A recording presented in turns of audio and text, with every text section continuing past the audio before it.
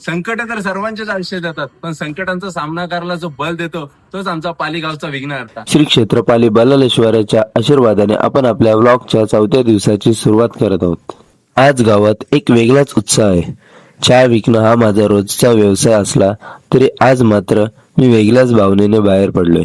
दर्शनासाठी रांगेत उभे असलेले भाविक असोत किंवा पहाटेपासून सेवा करणारे कर्मचारी, या सर्वांच्या थकव्याला माझ्या चहाच्या एका कपाने थोडा तरी आराम मिळावा हीच इच्छा आहे. मंदिराच्या एका कोपऱ्यात काही महिला डोक्यावर फळभाज्यांच्या टोपल्या घेऊन मैल चालत त्या बाप्पाच्या चरणी आल्या आहेत. त्यांच्या कष्टाची किंमत पैशाने होऊ शकत नाही आणि तुम्ही देखील त्यांच्याकडून खरेदी नक्की करा.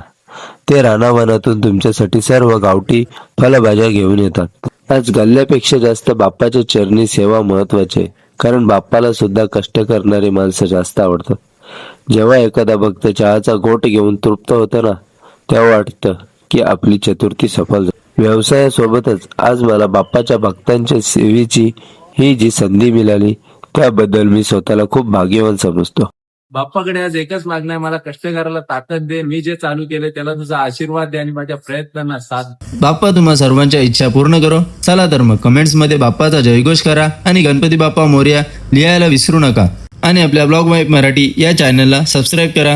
राधे राधे. गणपती बाप्पा मोरया.